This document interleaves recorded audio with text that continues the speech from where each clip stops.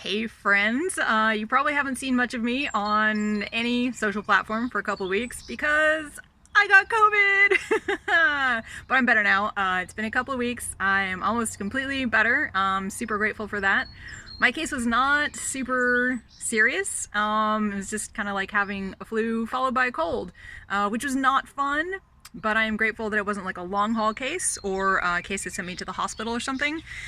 But anyway, that's part of the reason that I'm making this video. The other part is that I wanted to just share with y'all a couple of reflections that I had while I was down with COVID, and they are mostly about denial. There's a famous book called Denial of Death by Ernest Becker, and it is about basically the way that we as humans have to be able to like not think about the possibility of death, because if we thought about it like all the time and realized like every time, I don't know, we wake up or anything, like anytime we do anything, we could die. Like if we really realize that, we just wouldn't be able to function. So denial of death is a great thing. I would even say it's denial of like endings more generally, that, you know, death is the big one. But like there's a lot of deaths of things, of relationships, of other people in our lives, of situations, and I think those can trigger the same sense of denial, like, oh, that's never going to end, it's never going to change, it won't happen to me. I definitely had COVID denial. Like I mean, other than like going to Canada and back, I was trying to be really safe, and I just had this sense like, it's probably not going to happen to me, until it did. And then I was like, oh, I was in denial. And here's what happened after I was not in denial anymore. Once I just got COVID, and I was like, well, here it is. I'm the same as everybody else who has COVID right now. Like, it was a moment of really appreciating shared humanity. If you have read Kristen Neff's work on self-compassion, you know that one important ingredient for self-compassion in the way she thinks about it is shared humanity. That if we're having a difficult time with something, probably a bunch of other people are too. And I realized, like lying on the couch with kind of a fever, not really, you know, able to do anything else, I realized like, oh, I've been, like, because I haven't had this illness that so many people have had globally, I've been kind of like thinking of it as a thing that happens to someone else. And like recognizing, no, it can happen to all of us. Like anything can happen to any of us. I'm not too young to have this, or to have, you know, heart disease or cancer, or like any of these things that we think are not going to happen to us.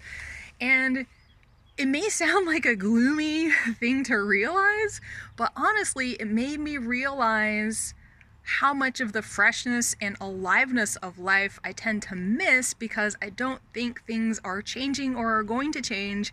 And you just hear this so often, you know, somebody gets sick and they realize then how great their health was before, or somebody's about to die and they realize then how precious their lives were.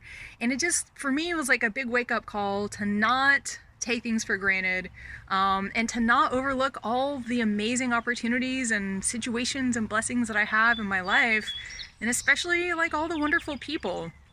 At the end of the day, it kind of all just comes down to love and connection and recognizing we're not separate, that like illness and aging and death are not things that happen to like other people, they happen to like all of us.